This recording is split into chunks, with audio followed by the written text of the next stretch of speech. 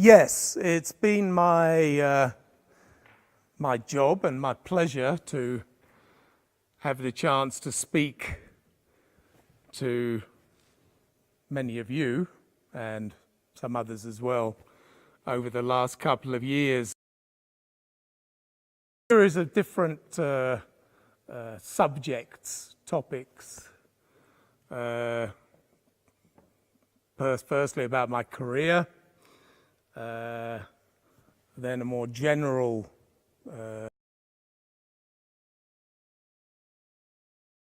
on something much more personal. So,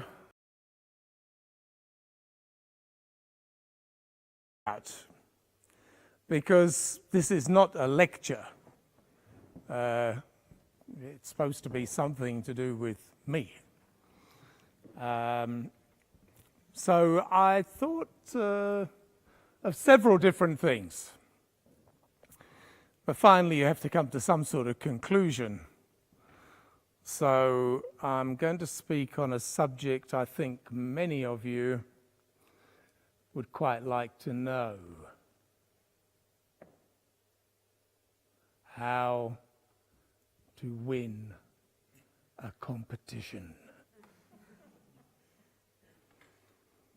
Now, the reason that came to me is because actually many people said that I was quite a good competitor. In fact, I was a really good competitor. And being a great competitor is not the same thing as being a great dancer. So I just wondered, maybe I would ask you, and I know nobody will say anything, first of all, but how do you win a competition? It's a question to you all. How do you win a competition? Well, my God, if you're all competitors and you don't have an answer, then I'm afraid you're in the wrong business. Killing the others.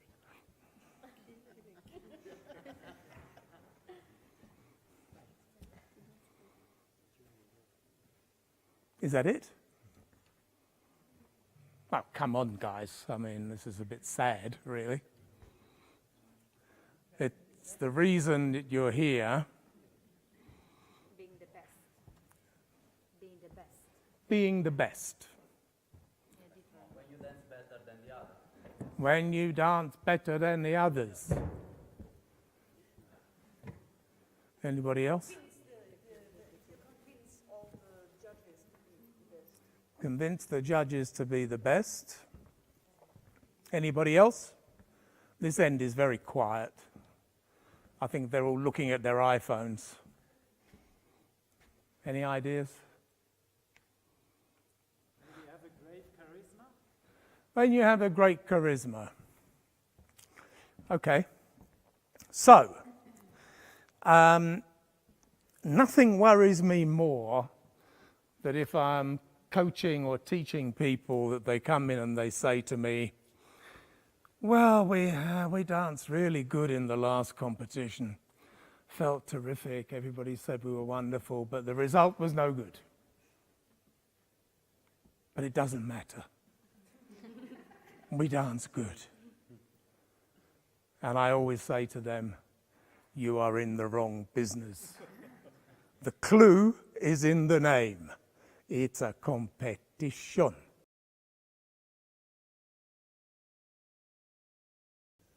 To win the competition, the unfortunate thing is there's only one winner. But what I'm really saying to you is how can you get to the very, very best result that you are able to do? And this competition skill is an entirely different thing to dancing. And it really surprises me sometimes that there is not so much understanding of what the real intention is and how to achieve it.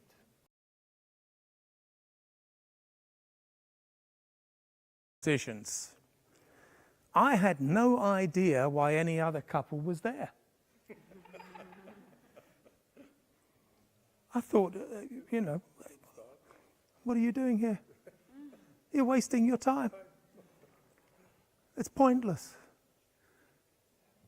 The winner is already on the floor.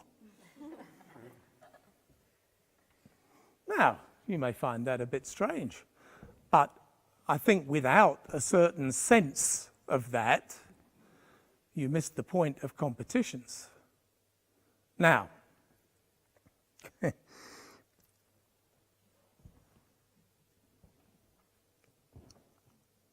actually, from all the things, well, all the things, the few things that were said, because he knew the answer, and this may shock some of you, but you have to let me explain. When I went on the floor in a competition,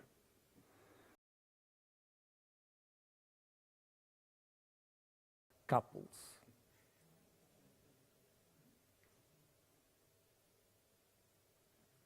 you all look shocked. But that is my job. Now, the question is, how do you kill the other couples? And interestingly enough, it's not by aggression. Aggression doesn't help you at all. Quite the opposite. What you have to do is to use a weapon. What's weapon in Italian? Arma. In German? Okay, and in Russian?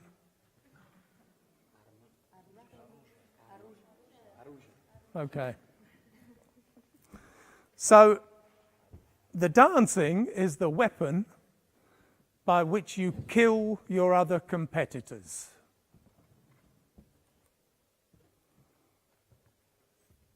That was the way I saw it. It doesn't in any way take away from wanting to be the very best dancer, quite the opposite. But it is doing absolutely the best you can, but using it for a very clear intention. Now, I was at the German Open Championships last week, and I must say I was a little bit confused. And I'm not easily confused. Because I watched the Latin competition, astonished, in my opinion, by how bad the competitive skills of the finalists were.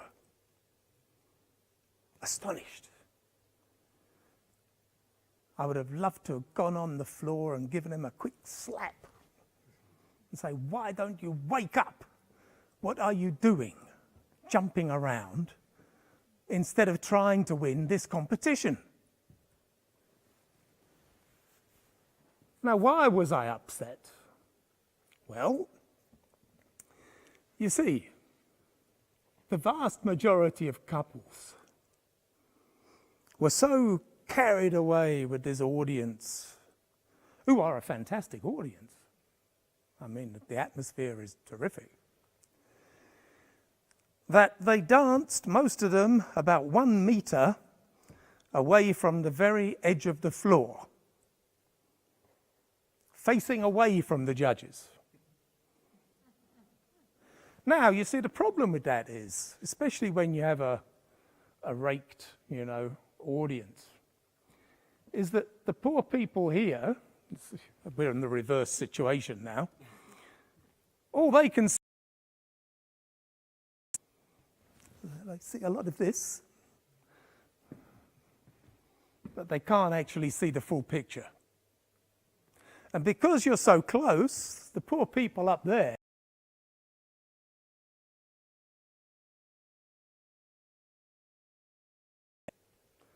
Now, the poor judges,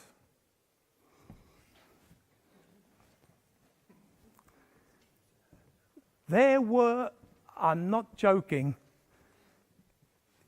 2 sports halls of floor available, which for any serious competitor is absolutely the most important, wonderful thing you can have. The space to actually show. But no, these couples, you see, they were there and they're doing the jive and they don't care if there are 2 other.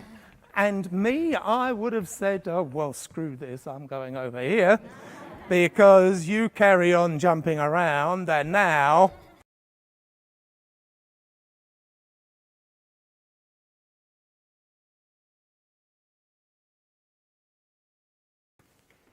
I was very surprised that these people who all are experienced, who are all serious, had so little discipline or understanding that they allowed themselves to be tied up in this silly carry-on of trying to please the audience, of trying to prove who had the biggest elbows. Big mistake, in my opinion. One of the things which absolutely in Latin, standard is a different thing a little bit, well, quite a lot, which changed everything. And I suppose in a way I'm going to contradict myself because what I've just said in part might be my fault. Because when I first started to dance in competition, the idea in Latin was that you had to dance in the middle of the floor.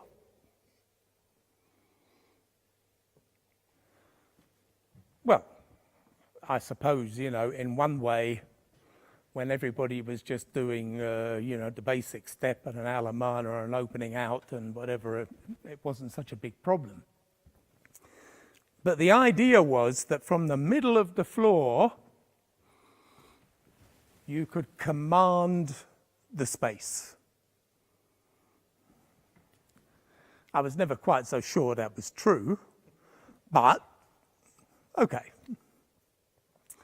And when Lynn and I started to experiment with some ideas and some choreography, it just became clear that this dancing in the middle didn't work anymore.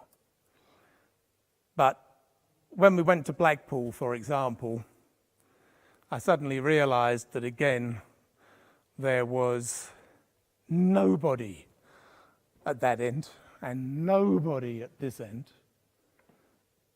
But there was a lot of space. And so, I think I can honestly tell you that we were one of the very first couples who didn't dance in the middle, who actually purposely went to one end to dance.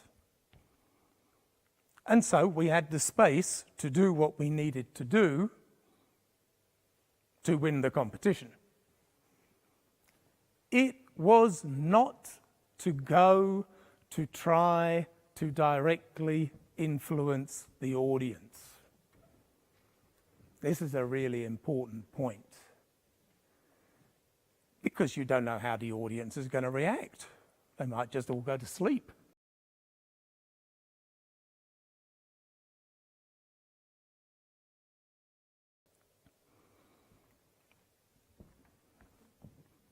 If the audience reacts, that's very nice.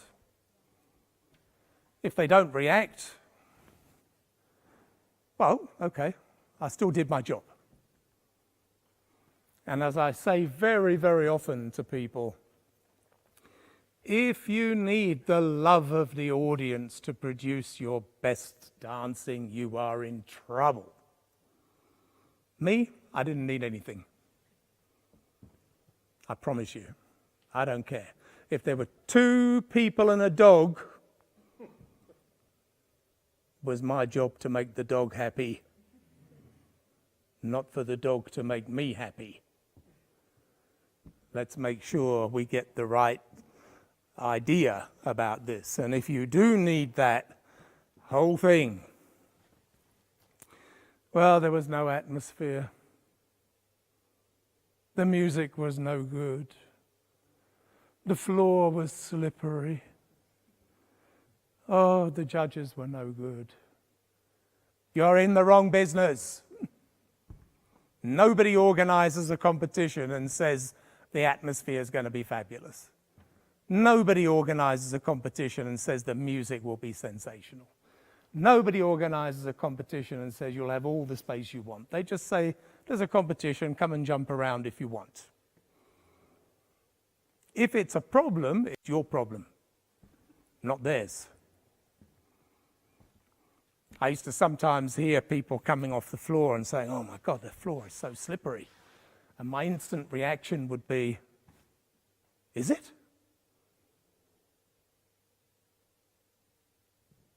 I would never allow those sort of negative impulses to affect.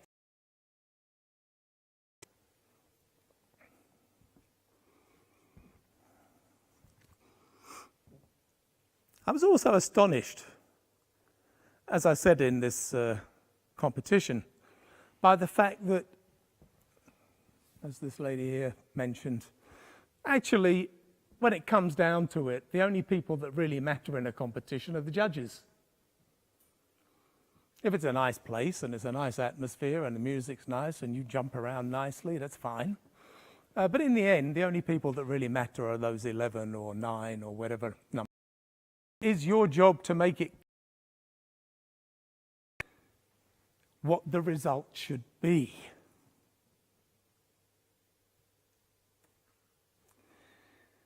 And it's astonishing that people think they should wait for the judges to make a decision. Last year, I think, was the first time, if I remember rightly, I don't know where Manfred is, he's disappeared, that we did this experiment with competitors doing the judging or the assessment. Yeah? And every single one of them said they couldn't believe how difficult it was. How difficult it was to make a decision, you know, to do this in such a short time. Well, I think that should have been a really, really, really good learning,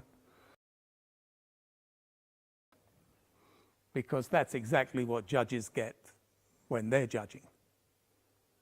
The amount of time that they have to analyze dancing is practically zero. I think it depends on the circumstances, but if I generalize, if a judge says that they've analyzed your dancing during the course of the samba in the last 24, then they're good. I don't think it's possible. They don't analyze your dancing, they have an overall picture, and that overall picture had better be absolutely right all the time and very clear. They don't have time to analyze and look, and the worst thing is if they're not sure. Much better for them, you're either in or you're out. Either this is okay or it's not okay. And so it's up to you as competitors to walk out on the floor with a sign. The winner. Or last 24. Or third round. Because it's also essential to win competitions, to get the best, to know what the goal is.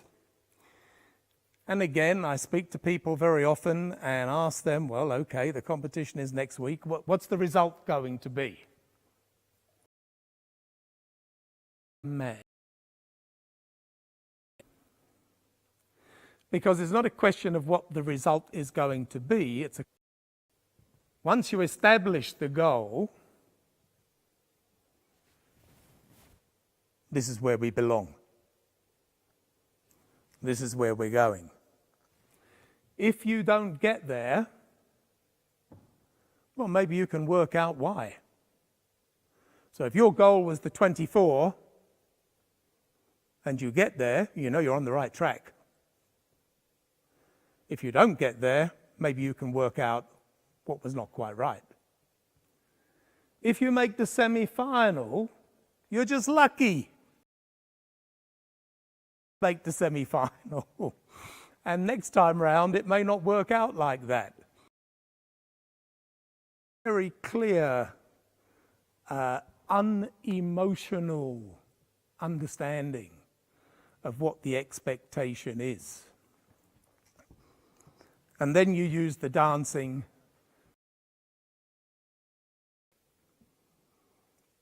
I think I actually mentioned on one year previously, one of the two best lessons I ever had in my life. One, which is a little bit about this, was from a history teacher, nothing to do with dancing.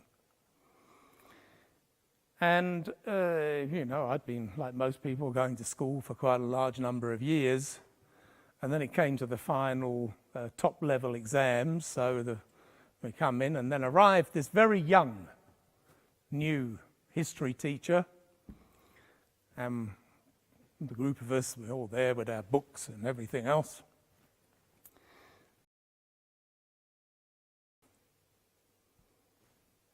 Put it away. He said, the first lesson is, I'm going to teach you how to pass the exam. I thought, now that sounds like a good idea.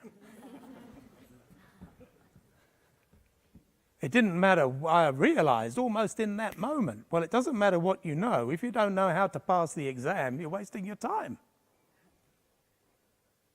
Now, in all the years I'd been in school, no one had ever said that to me before.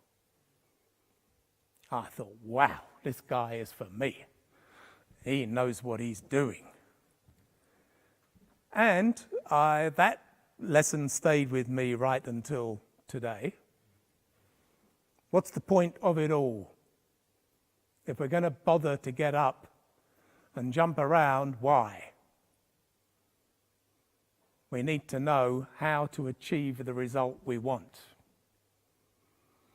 The other lesson was the great Walter Laird, who quoted me something, again, nothing to do with dancing. Strange, huh? How these things can influence you and they've got nothing to do with the foxtrot. And he said that Laird was an engineer, an aeronautical engineer, very highly qualified, clever man. And he worked, his job was he worked for the Ministry of Defence in London, in quite a substantial position. But his boss was like the big boss. And Laird said to me that the first time he had to go with his boss to a meeting, they got on the train and they got their paper. Laird, take the minutes. Now the minutes are the record of the meeting. What's happened in the meeting? You know, normally somebody's writing, oh, we said this, we said this, we said that. That was the result. That's what we did. Take the minutes. At the meeting yet. Don't be ridiculous. Take the minutes. And the minister of the meeting before they had the meeting. I thought, now that is good. Don't go into a meeting unless you know the result before you sit down. So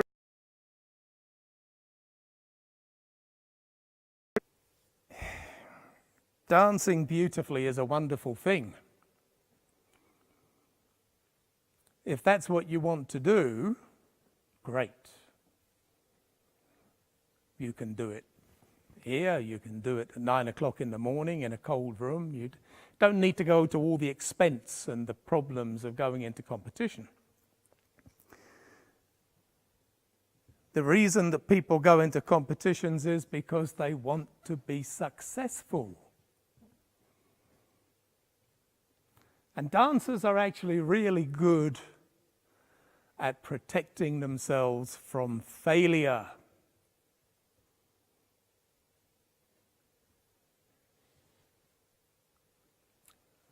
I deal with it all the time. Like I said, oh, the result wasn't very good, but we danced. Right. Not interested in that.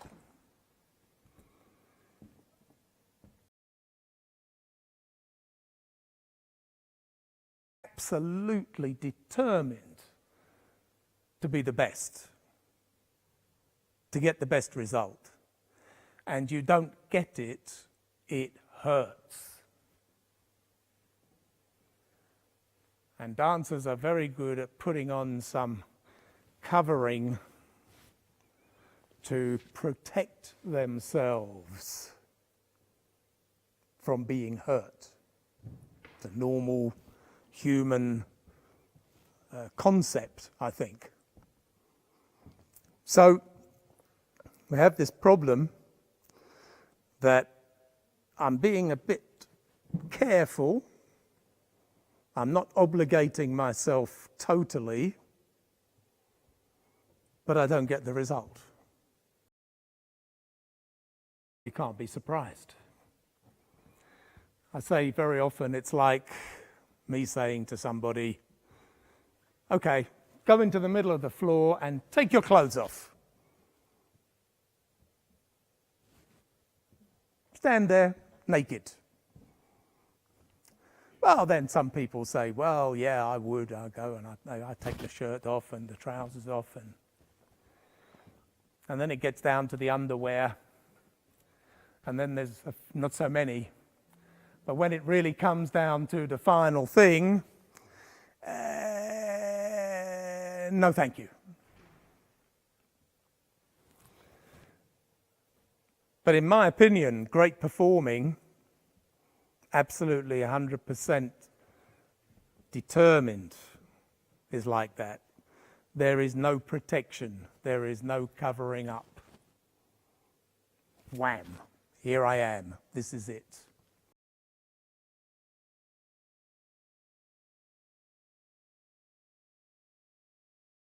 Okay.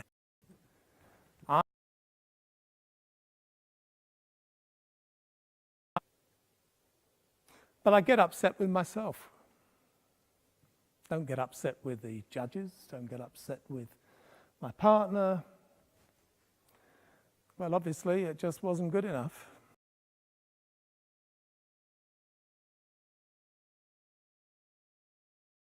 You know, from a personal point of view, if I didn't win a competition, I just thought it was some terrible mistake. I never had a doubt about the fact that I was the best.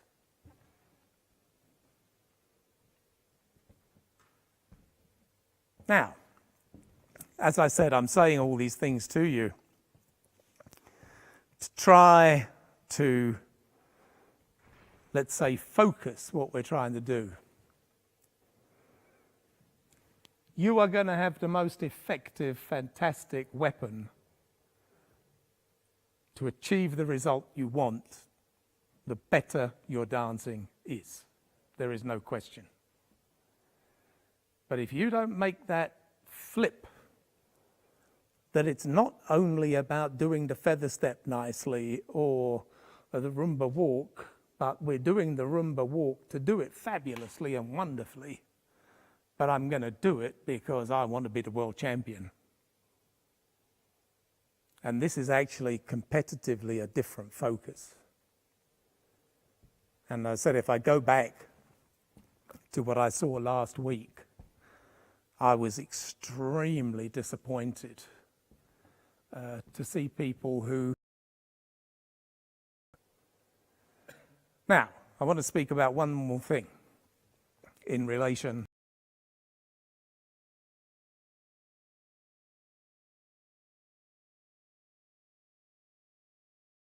biggest enemy.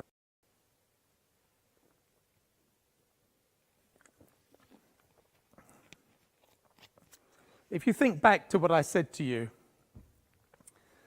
about dancing in Blackpool at one end, I didn't realize it at the time. I mean, it's only after I've, tried to think about these things. It absolutely was not to go to impress the public.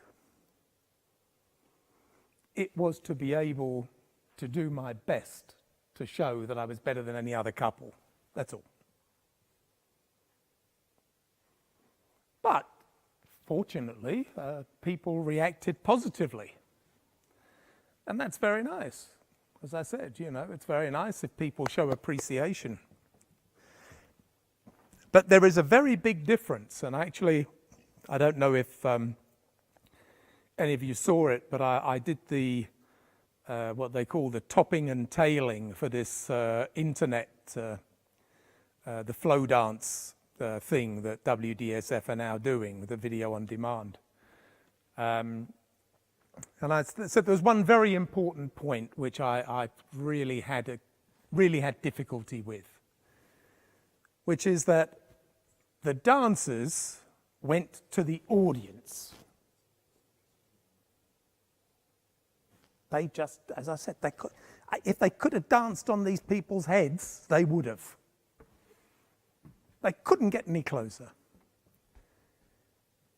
With great performances, it is almost always exactly the opposite. It is a question to bring the audience to you. This is an entirely different situation. If you look at videos of any great performers, I mean, it's difficult to generalize, but in people that I consider great performers, and especially, for example, in the theatre, they would kill you if you started to try and dance Swan Lake and go, look at me. It doesn't exist. You do your job and you show. Really acknowledge the audience, and with great performances the audience actually sort of sit up and they come to you. Now you can say to me, well, that's what everybody does, and I say to you that would be the first reason, if you had any sense, not to do it, because you would stand out. You would be exceptional. People would wonder, what are you doing? And they may look at you. They may look at you longer than they would have in the first place. And they may say, oh, actually, this is quite good. And it's extraordinary to me that in competitions where you want to stand out, you want to be something special, that people generally look so much the same.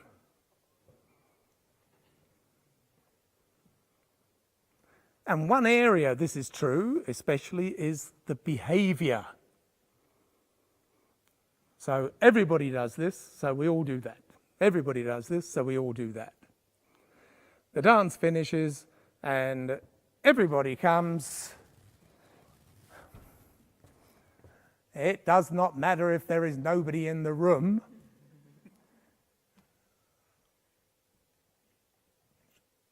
is like a bigger sort of demand for love than Pavarotti used to do after Nessun Dorma. And after Nessun Dorma, he really deserved it. Everybody does it. Why do they do that? Why? The dance is finished. Get off. They're starting the competition up. I said last week it was really ridiculous. I mean, it was another competition to see who could wait longest. Who the hell cares? Ridiculous. Ridiculous. Why would you want to look ridiculous? I can't understand it. With many of the top couples I've taught in the past, and generally I'm not great or happy with mentioning names, but if you looked at somebody like Brian Watson and Carmen, they would finish the dance, they would acknowledge each other, they, small bow, they get off. Now, if anybody could have afforded to stand there and say, look at me, aren't I wonderful, it was probably them. But actually, they just wanted to get off as quick as possible, to have as much recovery time as possible. That's intelligent. And when it came to the semi-final and final, if it was 5 dances straight off, they weren't standing there like idiots doing this. They were already going on, and they were already in the mindset for the next dance. No.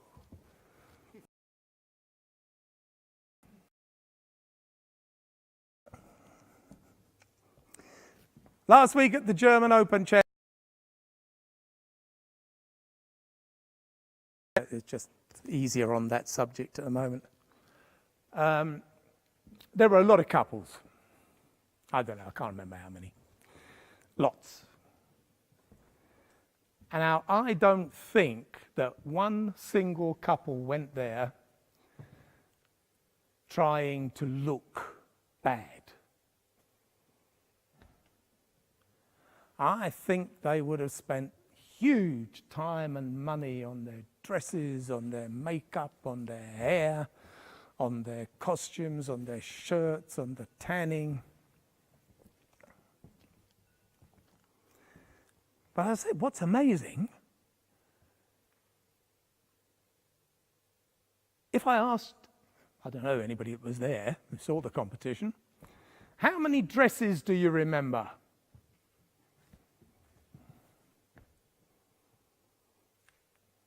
Were you there? Was anybody there? How many dresses do you remember? One. Because she wore it the same for quarterfinal, semi-final, and just a different color. Good. Very good. That's one. And why? Because she wore the same thing in different colors. Now, I stood there and watched these girls coming on in 24 different arrangements. One of the worst things you can do, by the way, because the judges, again, they don't know who the hell you are again. They get tuned in to, oh, that's the one in the blue dress, the green dress, and suddenly you're in pink.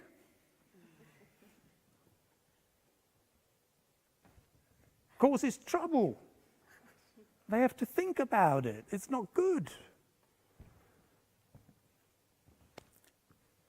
Beware of the dressmakers. Dressmakers want to make pretty dresses. The question is, does the dress have anything to do with what you are trying to do to win the competition?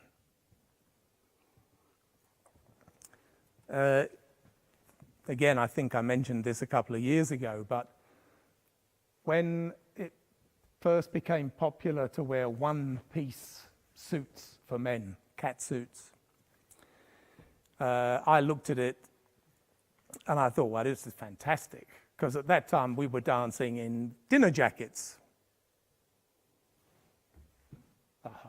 This is for me. Terrific. So I thought, but what I couldn't understand was that they had these one-piece things, but they were still wearing a frilly shirt and a bow. I thought, no.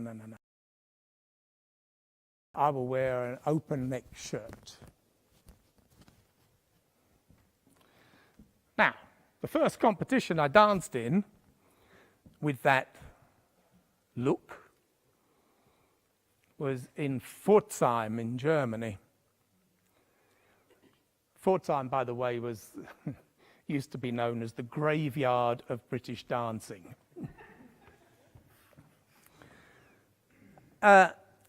Anyway, to cut a long story short, we won the competition. The next month in Tanzspiegel, there was a very large message from the editor. And there was a picture of me from here up with my open neck shirt. Is this the future of Latin dancing?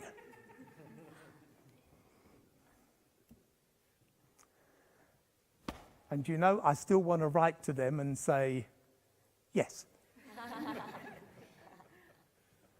But you see, the choice for me personally was, I didn't want people to look at the costume. I didn't want the costume to get in the way of the dancing. It was as plain and as simple as it possibly could be. I think the worse you are as a dancer, the more you should spend on the dress.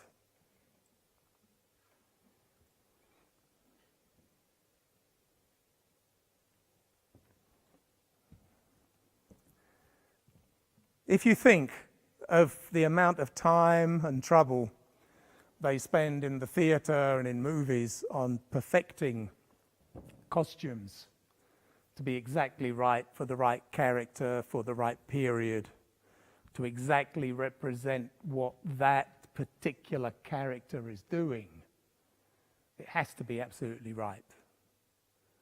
And if it's not right, it's a big problem. Just putting on a dress, which may be lovely, is not the answer. It's about whether it actually has something to do with what you are trying to get people to understand.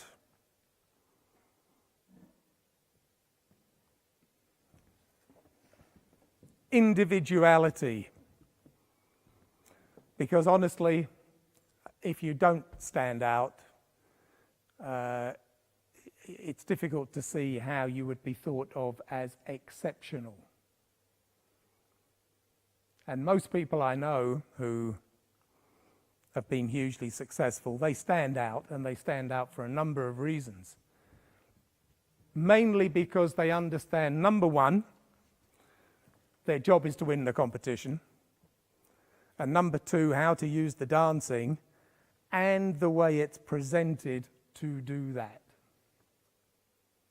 And this is quite a complicated thing. It's, it's no good. Some people, people like dressing. This is not serious, It's not serious. Great couturiers, the Chanels, these type of people, the difference between whether a costume is right between 1 or 2 centimeters in the way it's cut, it's unbelievable. And you could have the simplest thing you could imagine, which would look absolutely sensational. But it's all part of the bigger picture. You dance, you spend a lot of time, a lot of energy, a lot of money. It's your life. But it's not enough. You want it to be recognized. You want it to be successful. And that's why you go through all the pain and the torture and the rejection of being in a competition. But my purpose today is really to say to you, okay, we know that dancing is important. I know that dancing is important to the tiniest degree possible. But it's not the only thing. You have to understand it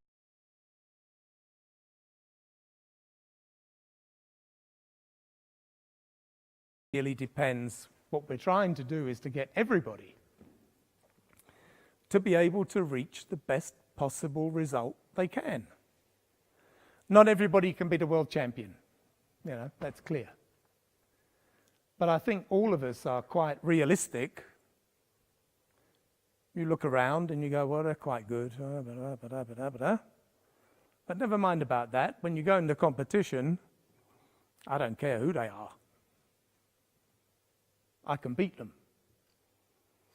But at the same time, there has to be a realistic assessment. Okay, if I can make the last 24 here, that would be fantastic. But it is your job to persuade the judges, to tell the judges the result. And by doing the voltas nicely or the heel turn nicely, I don't think that is going to work. It is a whole other complex range of things. And as I said, they are serious things. They're serious things because they matter a lot to you. Now, because we're getting close to...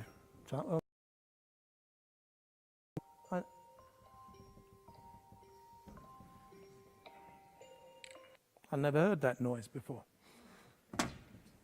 A lot of people said that actually I won more competitions walking on the floor than I did dancing. And there's a certain truth to it. Because I studied it. I really studied it. And I'll try and give you a demonstration. I can't demonstrate anything. But can I just borrow you for a moment? You see now, we come on the floor.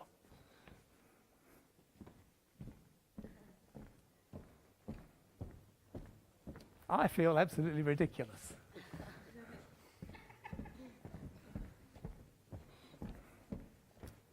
Especially if you're in Latin and you have those funny, stupid little heels on. Absolutely ridiculous. Now, I mean, I can't do it because when I danced, actually the length of my stride, the distance I could walk in one step was quite big. Not so much now at all. But if she tries to do that, she starts to look a little bit ridiculous. Come on, open the legs.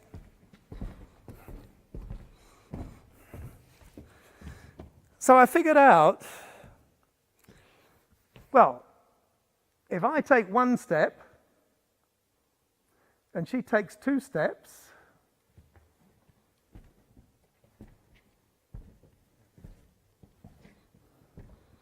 we might both look okay.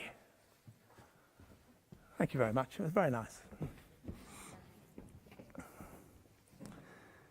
And this was as important to me as the second highlight in the Paso Doble or the second chorus of the quick step. And it's those details. Figure it out, Leave nothing to chance if you want to get the best success you can. So to just round this up, I would like to see all of you as winners. But you can all be winners within your own particular scope and your own particular scale. But let's make absolutely sure that here Again, the clue is in the name, CompCamp.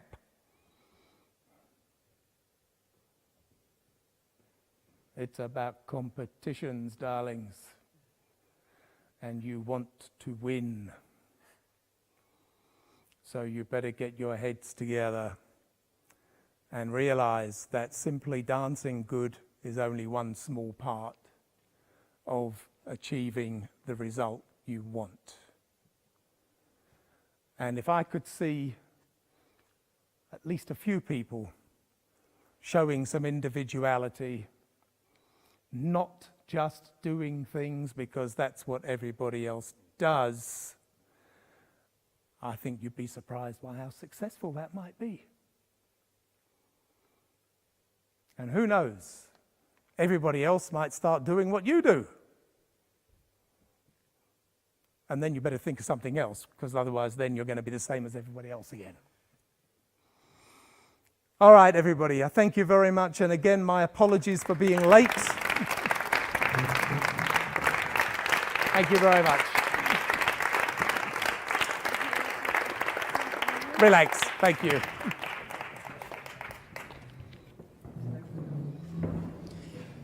Peter, I have to talk into... Sorry, everybody. We happen to know that after long travel and so on, you might enjoy a particular drink. Yeah. Yeah, and so we thought... Oh, fantastic. Okay, thank you very much. Thank you very much. Okay. Well, I can just say to you, actually, it's doubly pleasant because yesterday was my birthday, and it gets worse.